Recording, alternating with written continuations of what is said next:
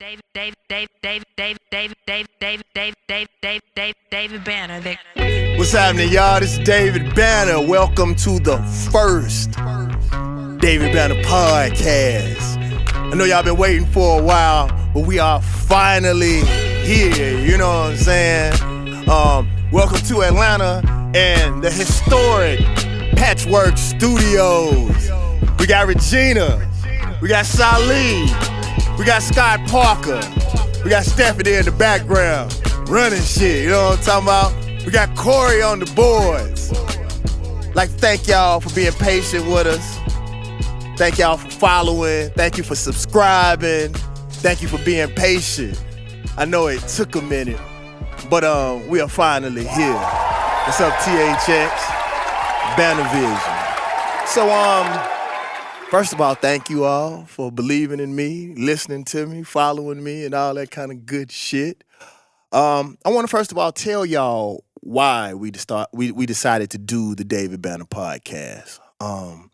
Curtis came by my office and was like, bro, I want you to peep something. He was like, Curtis, just so y'all know, he is the owner of Patchwork Studios, and we've been friends for a very long time.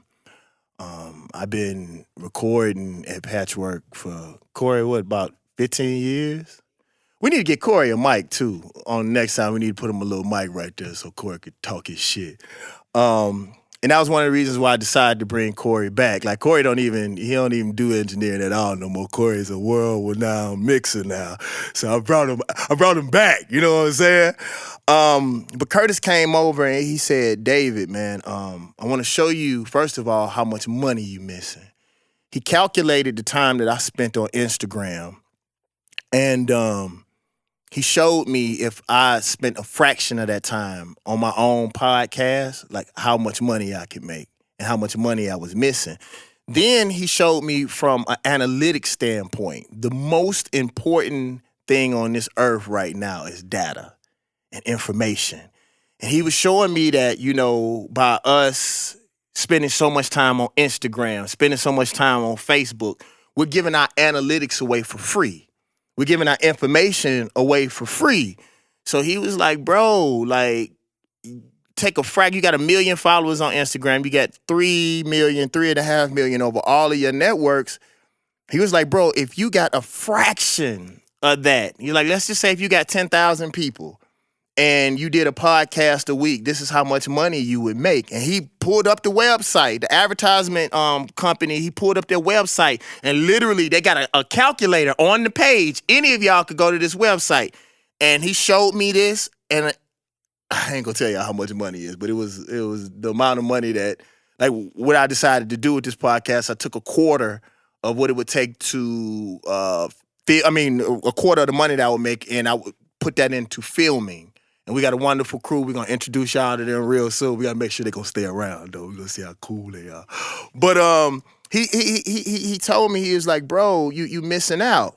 So I took that into consideration, but I'll tell you all what really drove me to do the podcast is when Instagram and Facebook kicked Honorable Minister Louis Farrakhan off of the social media website. Now, in no way am I comparing myself to Minister Farrakhan, but I talk a whole lot of shit. And the minister is a lot kinder than I am as it pertains to going hard on these motherfuckers. So I knew that they would come after me soon.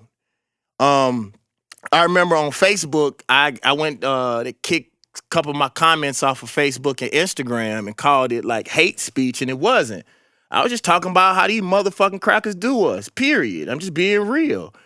And just so all you white folks that's listening to me, when I say cracker, let me explain what cracker is, because a lot of people hear the word cracker, and they was like, the word cracker is just as bad as the word nigga. You a motherfucking lie.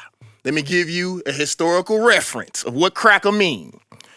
The cracker was the motherfucking white dude on the horse that was the slave driver. And the reason why, I'm going to show you how white supremacy is so powerful. Even our negative words for white folks still have a level of power in it. The cracker, the reason why they called him a cracker is the way the whip sound when it hits your back. Corey, I want you to give me some sound effects that go, but make sure it's royalty free. You know what I'm talking about. So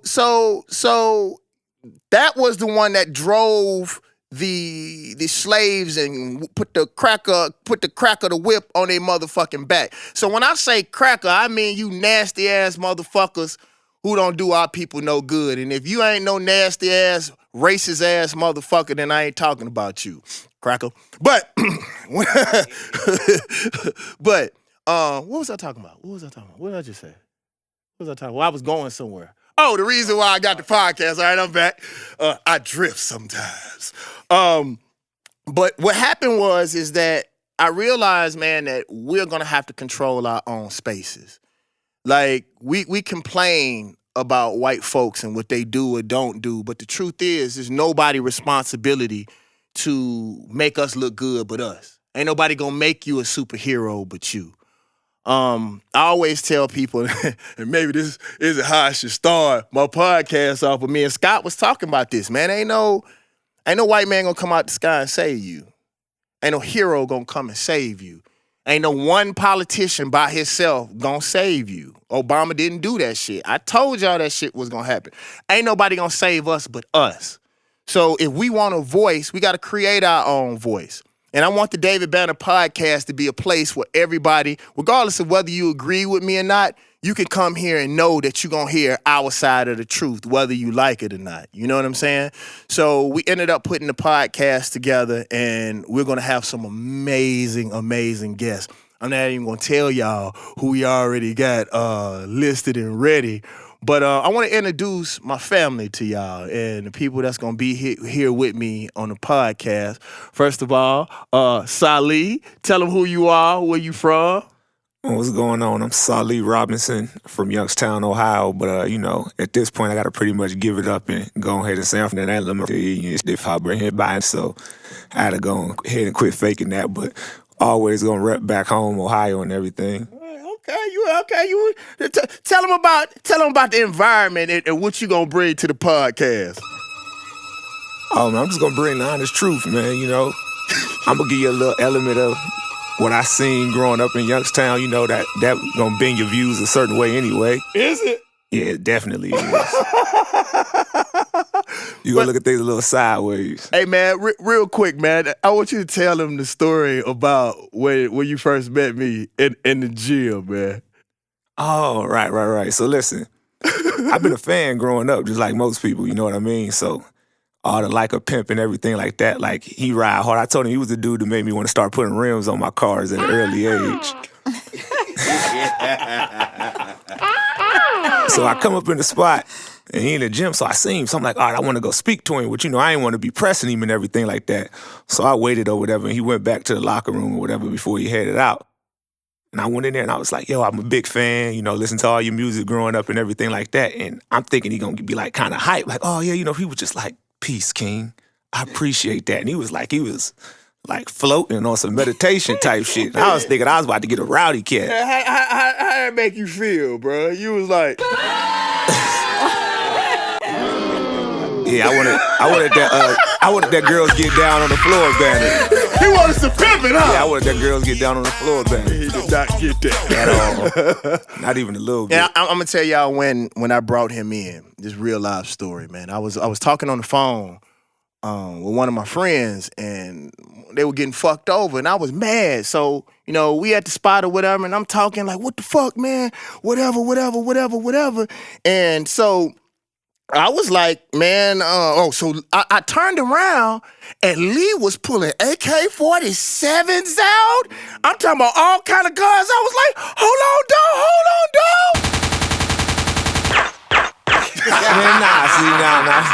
Nah, but for real, though. And I was like, nah, Lee, everything good, man. Like, don't trip. Like, that was so 10 years ago for me. Like, bro, we good.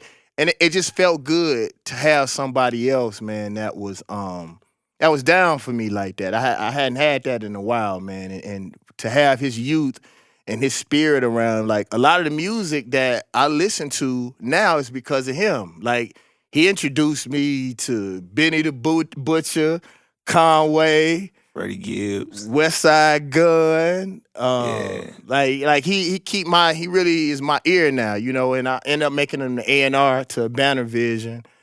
And I appreciate you. Next up, we got Scott Parker. Hey. He's our information. He's our key to the internet. Talk to him, Scott. Let him know where you from. What you do? My name is Scott P. from Gainesville, Florida. Let's get this out the way right now, Banner. I'm a proud FAMU rattler. Boo! Wait. And my boo's gone. There. see, even the beatbox won't disagree with FAMU. You see what I'm saying? What is formed against us will not prosper, brother.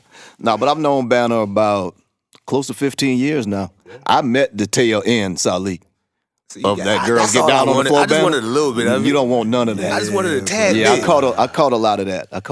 Yeah, pulling guns out on people in the middle of the street. Now, I ain't want that. I just want the girls on the floor. That's It all comes together. You can't. That's the problem. You can't get one without the other. Damn sure can. Yeah. But I started out as his trainer in L.A. I actually was training him for a film, and we ended up hitting all the clubs. I was doing security, carrying the bag for him in all the clubs in L.A. And from there, we developed more than a friendship, like a brotherhood. And I've been on him around the world with him, from speaking engagements to political rallies to backwoods clubs in North Carolina where they were trying to rob us. Remember that? Yeah, bro. We had something for their ass, though. They fucked around and got their ass tore up. Hey, let me tell you something, though. Just so y'all know, the special thing about Scott was when I met Scott, I was 17 points from diabetes. I was I had sleep apnea and very, very high blood pressure. And the doctor said with that combination that I was going to die. And I ended up meeting Scott. Y'all, I didn't sweat. I thought I was cool as shit. You know, I don't smell like I Never drank water, bro. Yeah, just Kool-Aid. Didn't drink water, Kool-Aid and juice, Mississippi shit. You know what I'm saying? And when I put him on the water, he lost 18 pounds in 10 days. That's how dehydrated he was running around for years. Yeah, we lost 56 pounds in 2 months. Yeah, about 2.5 months. Yeah, but it was a lifestyle. So literally, no bullshit, y'all. Scott saved my life. Hey, y'all remember background? I said he fault. saved my life. Y'all supposed to get crunk for me. What happened? There we go. Let's try it one more time. Scott saved my life. There we go. All right, y'all. Coming up next is... That was so manufactured. Yeah, well, I like it, though. We I getting it know, right. I know. Regina Davenport. This is very important to me because Regina met me when I was broke and lonely and homeless and sleeping out of my van. And Regina and Jazzy Faye were actually the first two people to ever let me in the studio. Like, people were scared of me. They wouldn't let me in the studio. And this short, little, beautiful woman was one of the only people that was not scared of me. And I think Regina let me in my first studio session at Stankonia. I used to break into Stankonia. If people didn't know this, I used to sneak at Stankonia. And Put you on blast. yeah, and Regina, I told Regina that, you know, since she helped me and she was there for me, I wanted her to come and work for me. And I was going to make sure that people respected and knew who she was. And I was going to help her build her own businesses because I believe Regina was very influential in the Atlanta scene early on. And she's going to tell you what she did and who she is and where she's from. But I love you, I respect you, and I appreciate you. And she basically runs the Banner Vision. Go ahead, tell me who you are. I am Regina Davenport. I am from San Francisco, California. Bay is in the house. And thank you very much. Lee, I got the get down on the floor. I got the get down on the floor. And Super Zen. All phases of Banner. So, just so y'all know, so this is the family. This is who's going to be riding with us throughout this journey. And y'all, I appreciate y'all for coming. Stephanie, what we doing next? What we going into? Okay, black businesses. All right, y'all, this is very important to me. So I'm gonna tell y'all something I'm going to do. On podcasts, they always give not just information, but they sell shit. It's the commercials that make the money on the podcast. But every week, I am going to highlight a black-owned business. We have 2 businesses that I'm going to highlight today, and we're going to do at least one every week. Because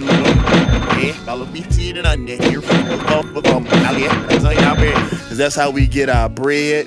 But these particular items are personal to us, and most of these companies we know and we want to represent. And first of all, Regina, can you slide that over here to me? All of that, yeah. Just bring me all of this. So, what's special about this first one is, and then you're gonna have to bring me that, and then we're gonna, I guess, slide this over. SALIH, y'all can have some too if y'all want to, but let me introduce it first, because I see. Man, nah, I wouldn't even come on. All right, I'm hungry. You had us here all day. And ain't fed us. So Natural Root, y'all. Thing that I'm the most impressed about Natural Root is I was actually using this product. Y'all know when I had the super high hair and I had my hang down. I ain't talking about the hang down that the ladies like. I'm talking about my hair hanging down. I was using this product before I knew that it was a black company. So I just thought it was real dope that I love this product. I used it naturally on my hair, and then to find out that it was a beautiful, beautiful black woman that was running this company. Because I was in 790 in Atlanta shopping, and I was picking up the product, and she was stacking it. And so she was like, man, thank you for using our product. I was like, tell the owner I appreciate it. She looked at me and said, I am the owner. I was like, ooh, shit. Go ahead, strong black lady. And so we support Natural Root. We're going to make sure that y'all get some information on it. I love it. I use it. I actually use the pomegranate vanilla and the black butter cookie. I never used the 7 before, but this shea butter, just so y'all know, we get more shea butter. Let me get that shea butter. We get more shea butter, brother. Anything. Lee, tell them about how much shea. We can go sell it, man. We can set up at the flea market with all that we be having, boy. Man, we get so much damn shea. Y'all don't give me no more shea butter. I don't need no more shea butter. I'll take all shea butter donations. Period. I make this look good. Scott, you don't want all that. You don't want That's for the hang down? Yeah, that's for the hang down. But you don't have it anymore. But I still have hair. Oh, it's crazy for the hang down. Okay, so y'all make sure that y'all check out Natural Root. Regina, look, I got. Oh, here it is, Regina. While I talk about this next product, look up in there and tell them what they can do to get in contact with Natural Root, and we're gonna keep this going. All right, so artisan food, first batch. This is actually family. We know her personally. She is part of ABV. If y'all ever see the young lady with the beautiful, beautiful afro around me, this is her company. She's been with us. She's supported us from day one. She actually has the dopest vegan ice cream I ever tasted in my life. And I want to tell you all this story. I was in Hawaii, and I went to, and not to bash anybody else, but I went to supposedly the best vegan ice cream shop in the whole entire world. I tasted their ice cream and was like, this ain't got shit on first batch. And I'm the type of person, I go harder on my friends than I do anybody else. Like, it ain't no nepotism around this motherfucker. I always tell people, if you family, you only get, more chances to get an opportunity, or you get, 2 or 3 chances to fuck over me. Family to me is how people treat you and how good your shit is. Like, we don't have no chances to miss. So, Lee, look at all the stuff she got over there, and tell them all the stuff that she offering and what she have, and pass some of them cookies around. That's what I was about to say. Then pass it on Pass down. some of them cookies around. What's going We got on? the vegan cookies going on here. All right, what else? We got the sweet potato pies. Show them to the camera. Oh, yeah, here you go. You got the little sweet potato pies, and you got the cookies here. It's look like there's another flavor of cookies on this one. Yeah. These look like chocolate chip here. Okay. So she banging. Open up one of them jugs, Lee, and tell us how it tastes. Grab one of them cookies real quick. Lee is super into fitness. He don't eat sugar and all that kind. He might fall out in this motherfucker. Scott, you gotta get you one of these. I was about to say, why the cookies? Go ahead and are pass them around. Pass them to Regina first. Thank right, you you go so over much, there. Scott. So, first batch. We love you, sweetie. We appreciate y'all. Y'all make sure that y'all support and y'all stay down. Oh yeah, these are hitting. Mm-hmm. All right. So I'm gonna tell y'all, everybody on our show has their own little section, right?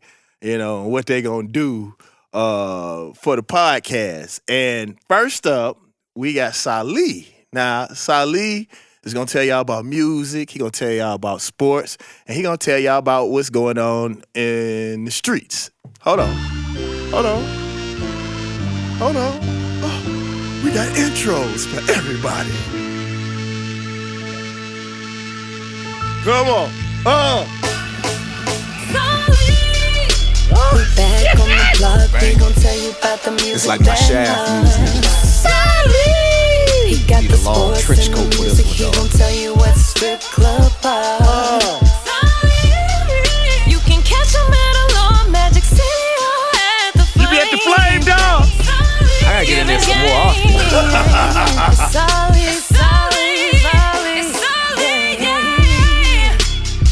What's going on, y'all? So I'm gonna start off this week. I'm gonna get right into it. It's a few albums I've been listening to, but can't nothing mess with this Freddie Gibbs Bandana. Like, I've been screaming about this Gibbs for quite some time now, at least since about 2011. But this one right here, this is the second one he did with Madlib. And yeah, this one crazy right here, front to back. Like, he ain't missing on it at all. He got features on there with Pusha T, Black Thought, Killer Mike on the album also. What separated this album? Because you turned me on to it, and right now it's my favorite album of the year. Like, what you think separates it from? Because I'll tell you what I think, but tell me what you think separates it from everybody else.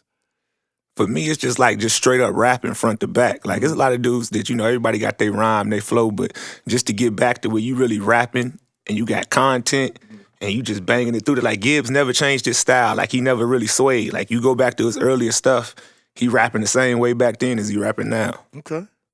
All right. So, what's your favorite song, and give me your favorite line from off the Gibbs album? And you come on, bro. We home. What? Nah, you know I like the song Practice. All right. What's your favorite line on the album? I mean, it's on the whole Just give album. me one. Yeah. Just give me some lines, dog. Oh, I definitely like the on the Practice joint when he say how he shouldn't have got mad when the chick was at Floyd crib stripping. I love that line. Cause dudes, just period, you be flexing a little bit when you be acting like, you know, you ain't really, like, you ain't sore about it, son. Like, you don't be wanting to really be out there like that. Yeah, and I liked it, you know, because his history and the stuff that he's been through, you know what I'm saying? Right. And where he's from, and to open up and show everybody that shit, you know, even the hardest of us, you know, it's always that one that Right. get to us. And I like the way he opened up on that, man. The Machiavelli and Hughes brothers line was my favorite on the album. And I do like when he say something like, I still serve you your baked potato Bobby Johnson style. Anybody that ever seen South Central know Bobby Johnson put the potato on the gun when he hit the Kansas City smack, man. Yeah. You know, I thought that was dope too. Classic cinema right there. Yeah. Anything going on in sports you want to tell us about? Right now, I mean, just waiting on this football season to start. You know what I'm saying? One of my favorite players, Ed Reed, got in the Hall of Fame over the weekend, so I was geeked about that.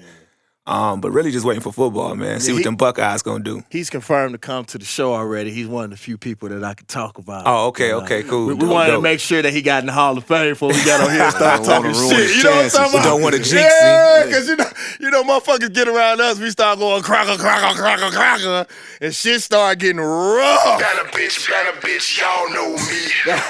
What? All right, y'all, we're going to move on. This next is Scott's section. What's your section called, Scott? It's called a sweat check. Hey, I told you, Lee. I'm trying to get your pussy wet. Hey. Let me see you drip sweat.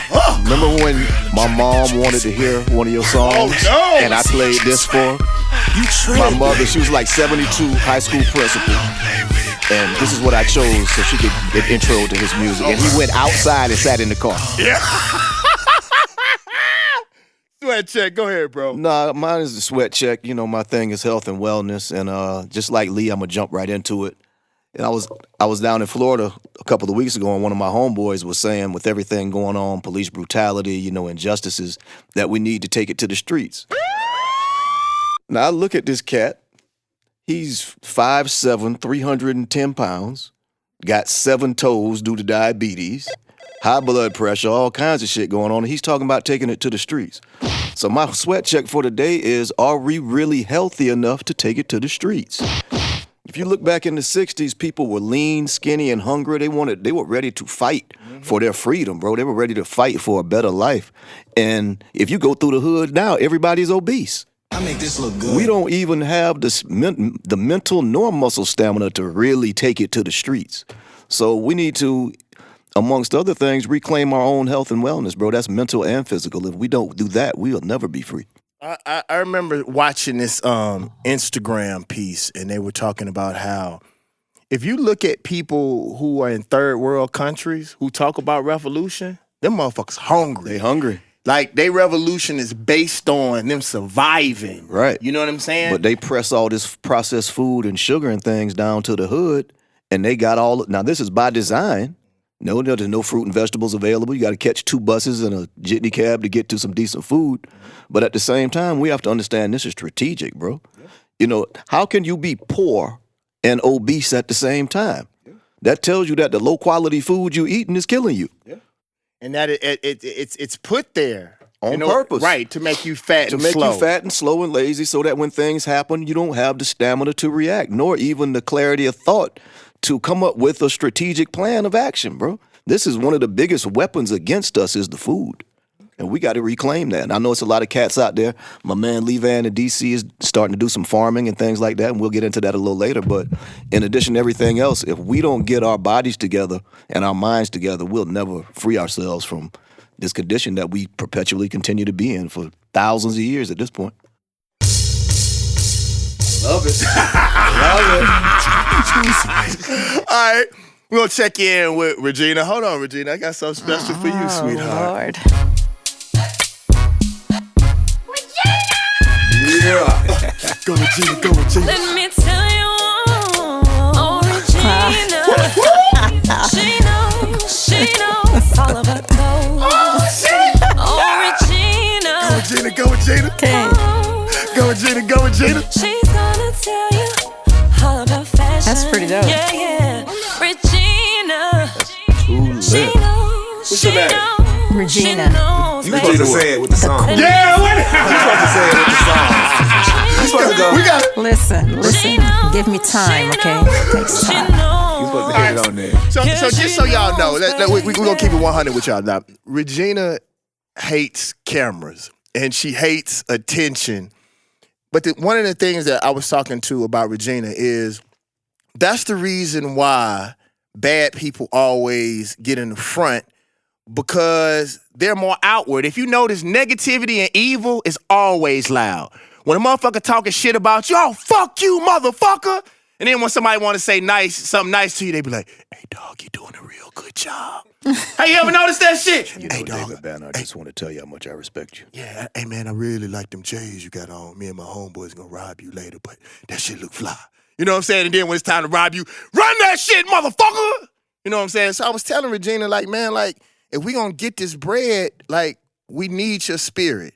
You know, we need your story. We need the stuff that, you know what I'm saying, that you have to offer. And we need that feminine energy to just balance out all this, because it's a lot of debauchery on this side.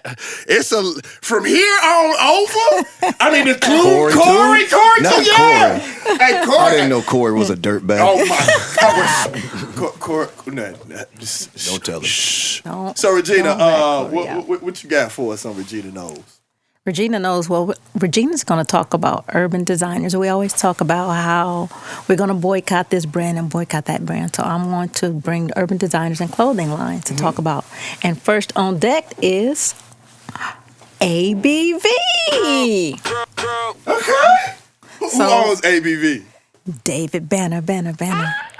All right, we'll talk about it. Tell us what we got going on. We need you guys to go to davidbanner.com. We have lots of merchandise. We have hats, which are displayed in the front. We do. This beautiful jacket that I'm wearing. Look. Make sure you get in the mic. Come on, get close to the mic. Get close to the mic. I can't put the jacket in the mic. Okay. And the God box. Okay. We have lots of merchandise. Let's see what's in the God box. All right. First of all, y'all can go to DavidBanner.com and purchase the God box. Let me tell y'all something really quick. Regina, I'm sorry for pausing. That's fine. I want everybody who is listening to the podcast and viewing the podcast, go to DavidBanner.com and sign up so that we can keep your information. We're going to start sending out letters every month about what's going on, how we feel about politics, how we feel about what's going on. But we want to talk to you directly. So go to DavidBanner.com. Make sure that you fill out the information and send it. But this is the God box. And when we created the God box, I said I wanted to create a box that had all the stuff in it that helped me become conscious. One of the greatest things that ever happened to me in my whole entire life is that a 50-year-old man who plays in a really big soul band, I'm not going to name their name because I don't know if he wants people to know his information, but he changed his religion because of the God box. This God box right here. And inside, you all, I put some of the things that helped me become conscious. We got T-shirts, God box T-shirt. We got swag inside of it. We got one of my greatest creations is the Black Fist flag. And what I thought, Scott, you hold this side so they can hear. Oh, Regina got me. All right, so, here we go. Scott, you hold this side. Can't see me. Y'all see it? All right, that's good enough. Scott, you fold it up. All right, and the thing that was amazing to me was they were talking about the fact that our people didn't have a flag. Every other group of people have a flag that they fall under. So when I started realizing, instead of criticizing white supremacy, we got to look at what white supremacy tries to limit us from doing and create it ourselves. So, all right, we don't have a flag, I'll create a flag. If we don't have proper movies, a banner vision, we're going to create the movies. You know what I'm saying? We put mixtapes in here, Screwed and Chopped by DJ Michael Watts. We put Hidden Colors 3 in there. Y'all make sure y'all go pick up Hidden Colors 5, right? That just dropped recently. But this is the one with me and Nas on it. We got Black Friday. We have something about finances. We have something about history.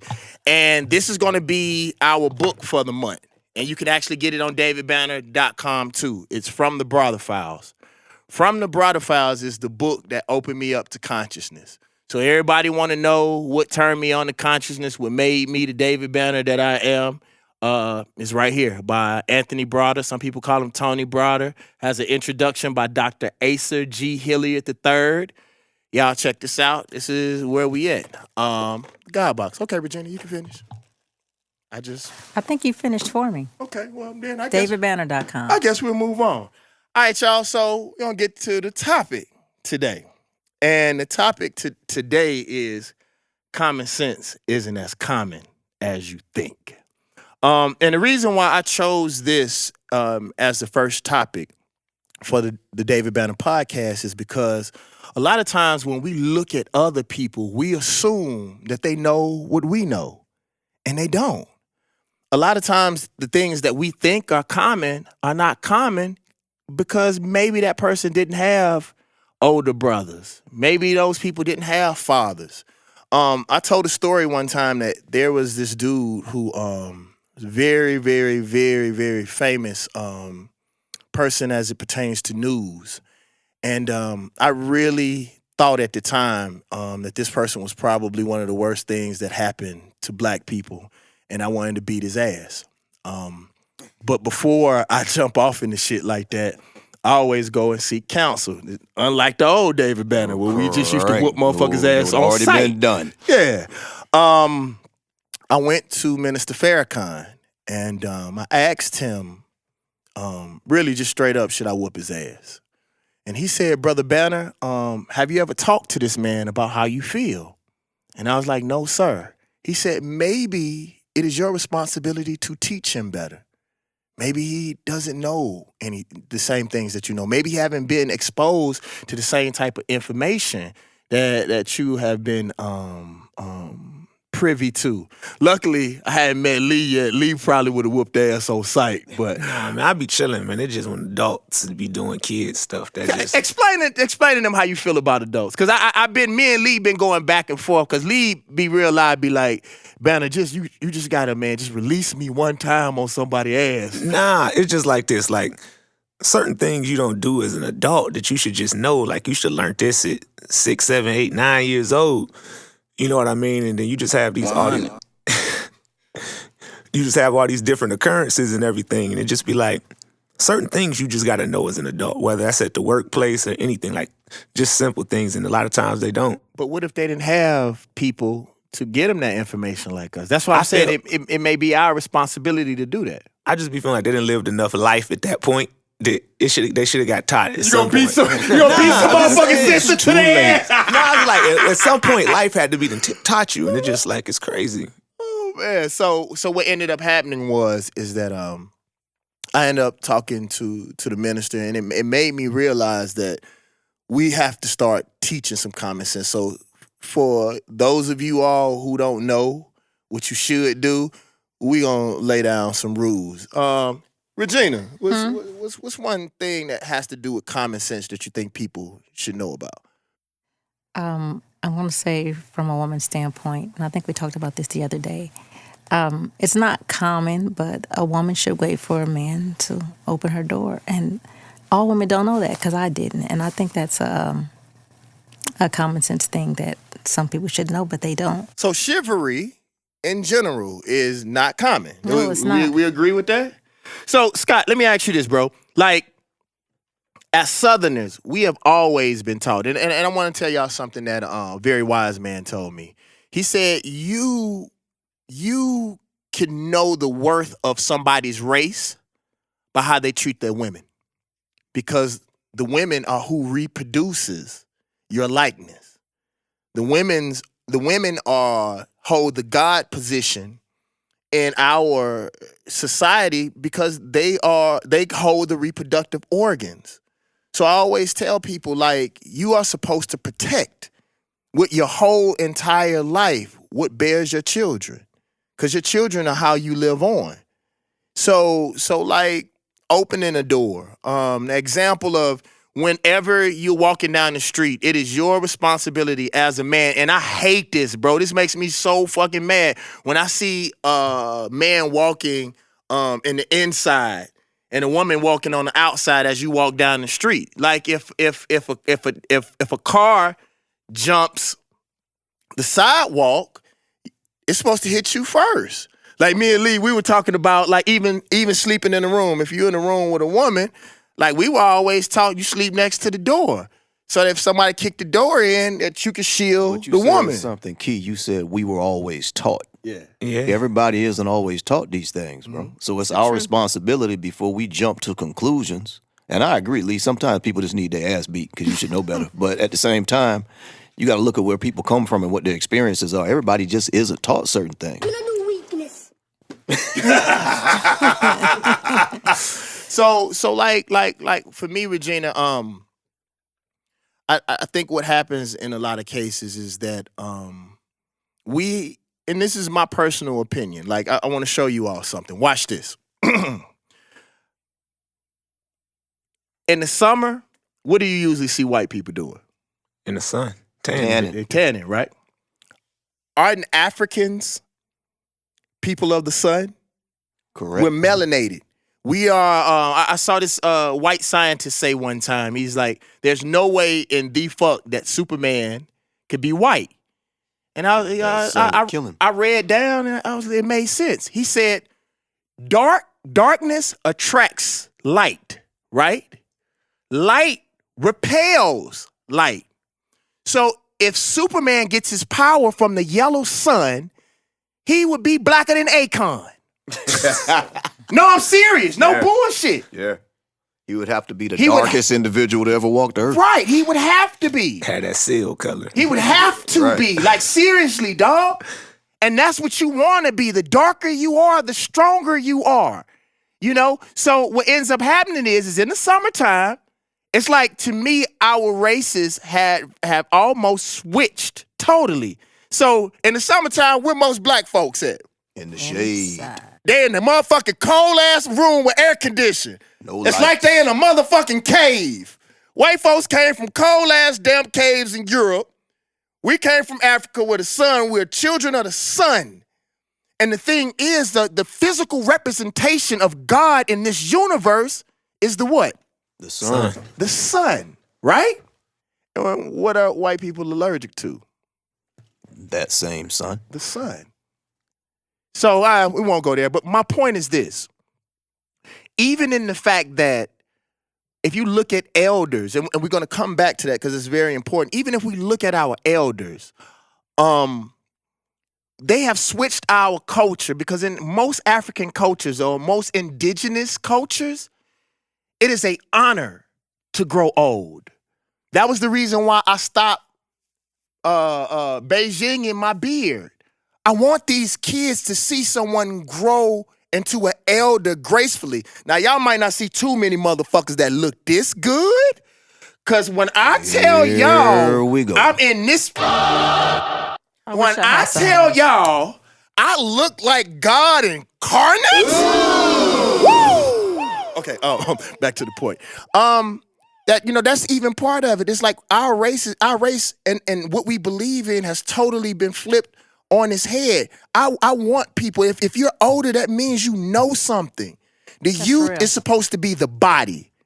The elders are supposed to be the minds.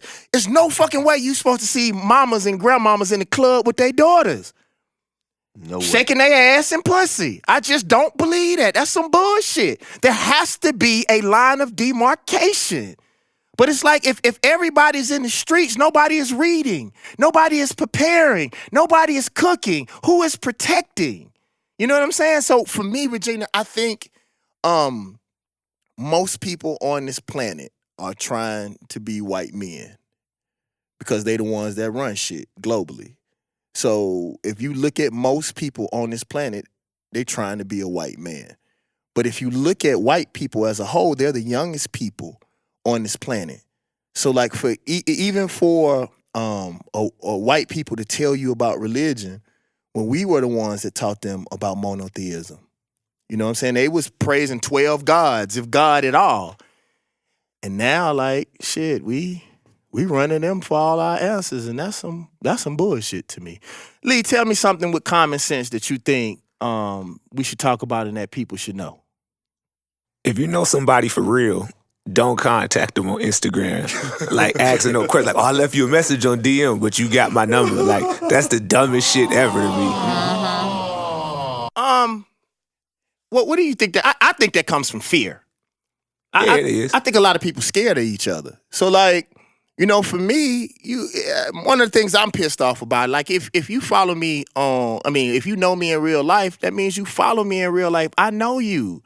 Don't hit me on Instagram. Instagram to me isn't a formal method of fucking communication.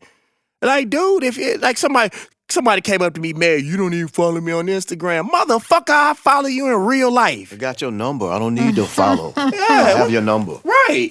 Straight up. And like, so what I think a lot of times is, and I'll tell you what the internet was really made for. The internet to me, and there's a difference. Every one of us in here are very smart people. Like, but we're not geeks. Like, very intelligent. I was reading on the 3rd grade level in college. Like when I was in 2nd grade. Wrong. I mean, hold on. I'm sorry. I was reading on the junior. I was gonna say, how'd you get there? I'm sorry. I was reading on the junior. You went to college. Southern, so that's probably true. That's hilarious. No, I was reading on the junior and college level in the 3rd grade. Excuse me. Thank you, Lee.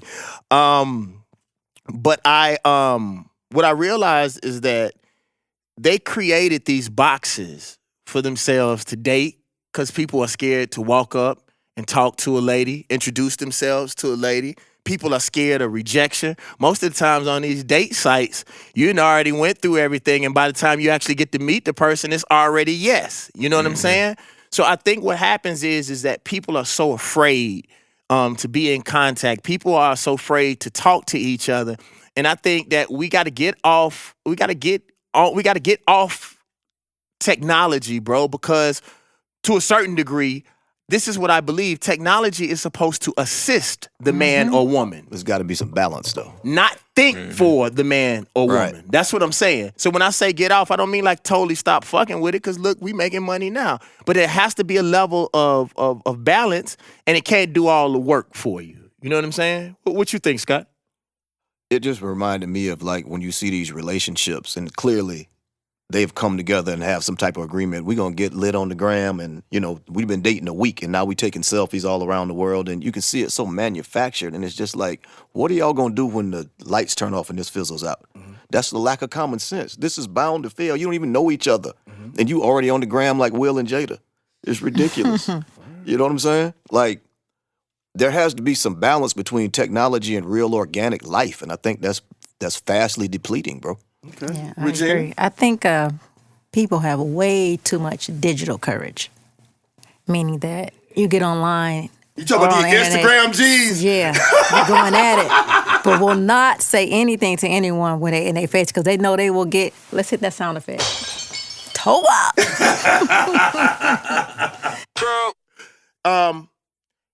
Something that I really want to talk about, man. When I guess we can put all of this together, man. Whenever you are getting help from someone, like if you stay at somebody's house, leave something, clean up. If you come to somebody's party, bring something. Just don't be a leeching ass fuck. You know what I'm saying? Like I tell y'all something. Like I was living back and forth in LA. I lived in LA for 6 years to do the movie thing. I decided to move back to Atlanta, but I had to come back for auditions like every 2 weeks. 2 or 3 weeks, yeah. Yeah. So Scott was like, bro, instead of spending all that money, you know, getting hotels and stuff, this was before Airbnb and all that. He was like, bro, you my homie. Come stay at the crib. You feel me? So, man, every time I would leave groceries. I love when Banner come to town because the refrigerator's full. Money, like I brought my cleaning lady to clean up the whole entire. I mean, she cleaned that motherfucker in the crevices and every fucking thing. Like, I just think it's really important for us to respect each other. And something that we said this morning, I believe if you don't balance out the universe will balance itself out. So if you don't pay for it, everything in this life, there's a cost to be paid, whether it's spiritually, physically, monetarily. And if you don't pay it forward, it will pay itself. I'm going to tell y'all something Scott did for me, man. It was so crazy, man. So now, in turn, I do that for Scott. When Scott is working in Atlanta, he got a key to my crib. So it's a nice crib, too. Scott told me, Scott was like, bro, I left something downstairs in the basement. You need to go get it. It's gonna spoil. I was like, man, what the fuck is he talking about? I ain't gonna tell y'all what I thought he left, because that's some stuff y'all don't know that I'm involved in. But I went downstairs, man, and he bought me this whole weight set, man. And like it really tripped me out, because a lot of times when people think you have money, they get lazy. What do you give the man that has everything? Fucking effort, motherfucker. Anything, shit. Right. You know?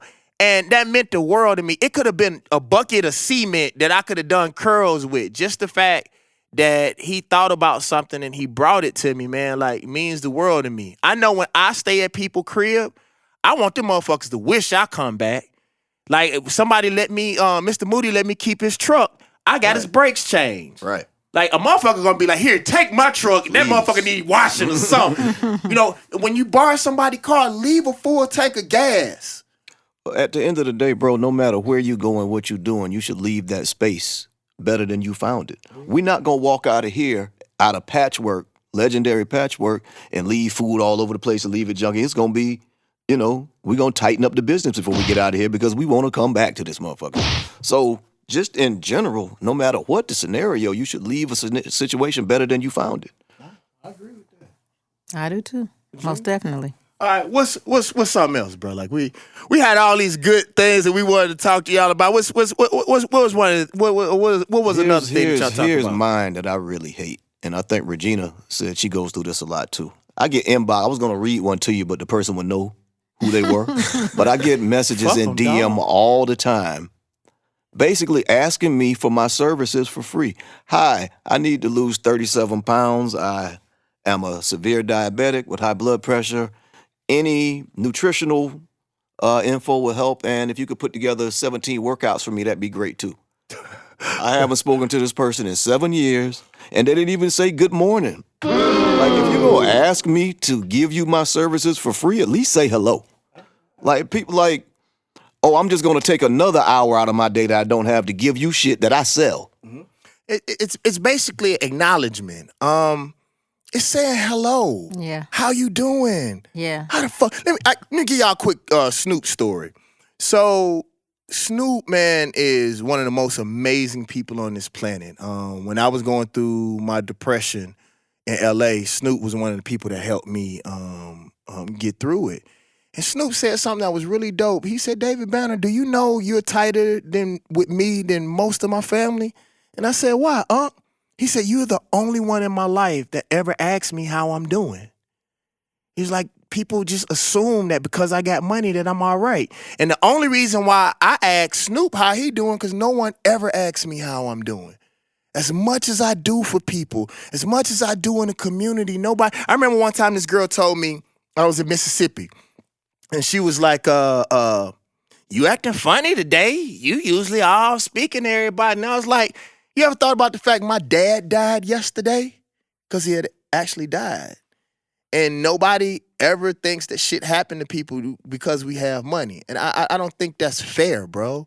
You know, people want acknowledgement. Say, hey, we even talked about the fact, if you ain't spoke to somebody in 2 years and you know you need something. Don't start asking me for shit right out the gate. Yeah, I'm doing fine. Thanks for asking. Or be smart enough to hit them a week before. Give me 3 buffer messages before you come. Yes. And now when I get those, I'll be like, okay, when is the punchline coming? Yeah. It's coming. At least you know it's 'cause I coming haven't because you heard got the from greeting. But at least it's effort, It's though. his effort, so you got to give him credit for that. Yeah, but my uncle used to say, it ain't a fucking if you get a kiss, if you enjoy the kiss. Kiss me, motherfucker, before you fuck me over. Mississippi. Lee, tell us some common sense, man. I know one of the things that you and I talk about is how important it is for us to raise these children. Because a lot of times, and I know that this was, the thing that I said about my dad. My dad would never show me shit. Like, he would just tell me, just do it, boy. Get your ass in there. Like, but I don't fucking know how.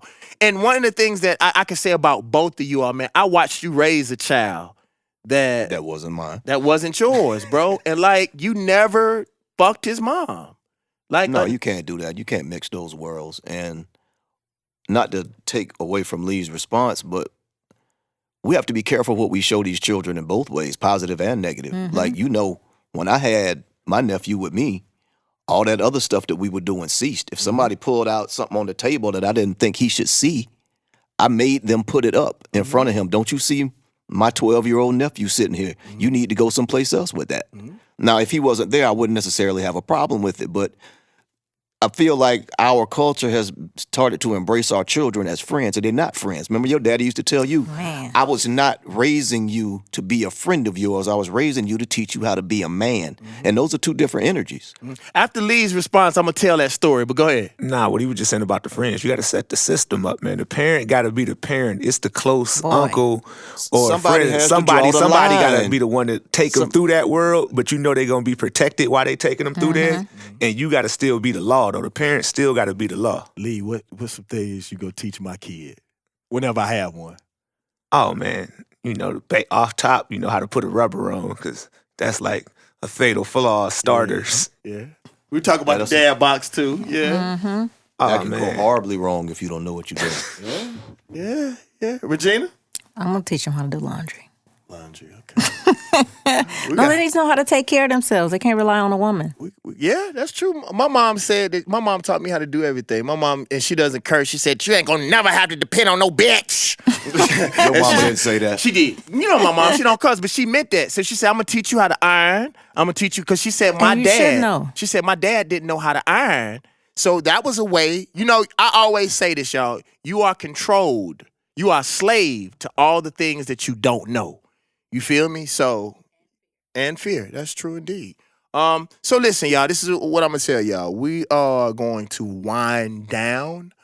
I want y'all to know that we appreciate y'all. This is the first David Banner podcast. It feel good. But before I go, I want to tell y'all this story about my dad. Can I play my beat? Oh! Well, let me tell y'all some shit. I didn't tell y'all about this. So listen, we're going to have freestyles on the show. We're going to have live bands. We're going to do shit that nobody on this planet has done on the podcast. Matter of fact, this might be a motherfucking TV show. Motherfuckers are, oh, damn, hold on. This is very important. I'm sorry. I should have started the show with this. I wore this cap for a reason. Combat Jack was on the podcast scene before just about anybody ever thought about it. And I wanted to wear his cap because he's deceased. And, you know, all you internets out there, like I've been on like some of my best interviews on the Combat Jack show, and he created a network. He was doing the podcast thing before anybody I've ever known about, especially the first. I think he's the first black person that did it. But, I mean, on a wide scale, we have to pay homage to those who came before us. And that's in the sense of having common sense by knowing that you have to give respect to those who came before you. So I wore this hat. When I got all these hats of hours that I could have worn, I wanted to give it up to one of our elders and one of the people that came before me. I also wanted to give it up to Drink Champs. We are not competition. You know, me and Nori, EFN, we talk about this all the time. Like, we have to create an underground railroad for our people, because there may come a time when people won't let us on their shit. So I want to make sure that y'all know that this is a place that we can come. Your opinions are value here. The value, we may not agree with your dusty ass, but we value you and we love you. All right, I'm going to tell you about my dad. And then, Corey, let me ask you a question. Did you get that message for me? Did you send that to me? Is there a way that you can talk to me, Corey? It's okay. Is there a way that we could put it on there and play it at the very end? You could just keep sliding it, and then when I tell you to play it, we play it? Yeah. I'll have to stop recording for a split second to import it, but it's possible. Okay. No, I don't know if we could do that. Or we could just... I can hook it up to the mic? You can put it up to the mic. We can do... Oh, shit, son! Oh, shit, son! Oh, shit, son! All right. So let me tell y'all about my dad real quick, and then I think we're going to end this podcast. It feels really good. It does. I really, really appreciate y'all. DavidBanner.com. DavidBannerMotherfucking.com. One more time. DavidBanner.com. And go and give a 5-star rating, because you know this shit 5 as fuck. It's 5. And make sure you leave a comment. If you're a hating motherfucker, just go somewhere else. Don't... You know this shit is good. Like, you got to go ahead and get it to us. But anyway. If it ain't for you, it ain't for you. It ain't for you. Take your ass somewhere else. So my dad told me something. I got a $10 million deal with SRC and Steve Rifkin. And I was homeless. I was sleeping in my van. And me and my dad, I think, I'm serious about this. I'm not joking about this. I'm literally mean this. I think me and my dad had right around 6 hours worth of conversation outside of him reprimanding me. My dad didn't play that friend shit. As soon as I got my record deal, the $10 million record deal, me and my dad got cool. I mean, we drinking, kicking it. I'm talking about big time. So I'm riding my big Escalade, and I missed that car. Yeah. That car got stolen with you. With all my guns in that bitch. I had it parked in valet, though. Yeah, wasn't my fault.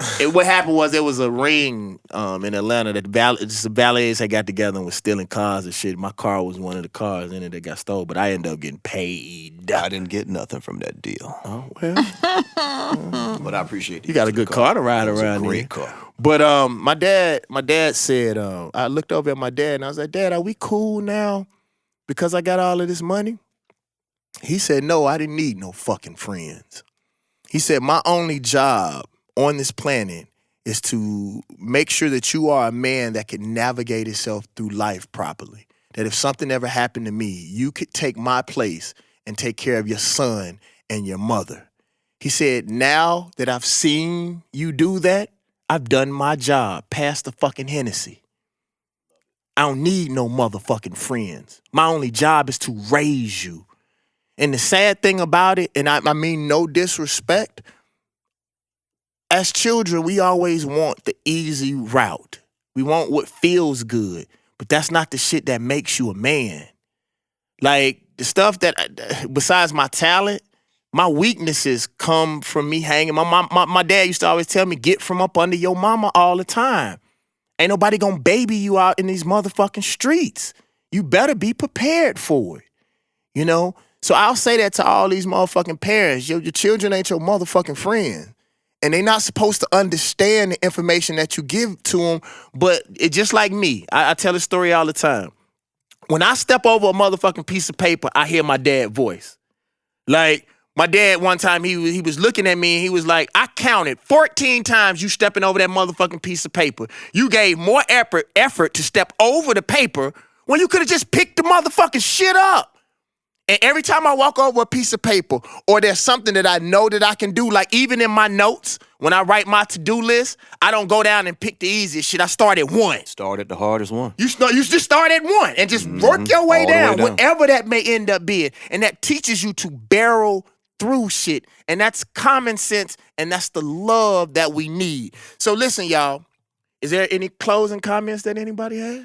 Y'all did a good-ass motherfucking job. Thanks. I'm proud of you, Regina. I know you was a little bit nervous. Nah, just make sure y'all subscribe to the Banner Vision on YouTube. And hashtag our following, hashtag DB Podcast.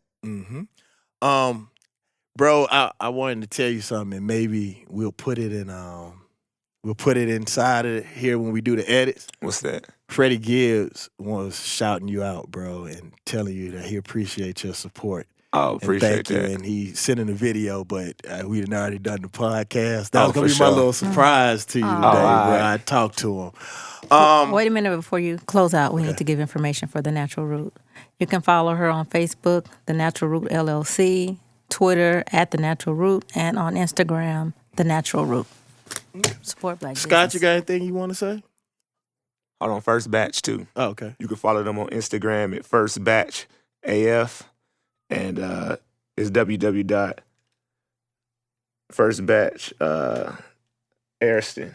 And she's the plant-based princess on Instagram. So listen, y'all, I want to tell y'all something really quick. At the end of every show, I am going to find one of our elders to take us out, because I think in so many cases that we forget the connection between us and our ancestors. So, you know, we are the middle ground. You know, we're going to bring the youth in. We keep youth around us. But I always wanted to leave the show with a message from the elder, or an elder. Can I do that right now? Y'all mind? Let's go. Sister Nia. Greetings, family. This is Sister Nia Damali from the Madu Bookstore. Just wanted to share some love and wisdom with you. Stay in peace and protection and love and glory. Always stay unified, stay humble, and always remember to be of service. Enjoy this day and every day. Ashe, ashe, ashe. The David Banner Podcast, y'all. We love you. Woo! Regina in this motherfucker down. Corey in this motherfucker. What's Uncle Luke. Huh? David Banner in this motherfucker. Woo! I wish somebody could sing. You motherfucker scared to get on the podcast. I am. Don't be scared, motherfucker. We gotta make this motherfucker cash. We do. And lead like to go to the strip club and look at a big black ass. Woo! I cannot. And Scott do the push-ups and drink some motherfucking water. No weakness.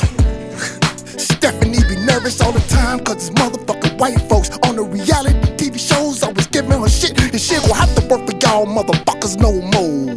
Cause we gon' get down on the floor like a pimp. They're working them shoulders. Working them shoulders. You want me to stop working my shoulders? The David Banner Podcast, y'all. We love y'all. Peace.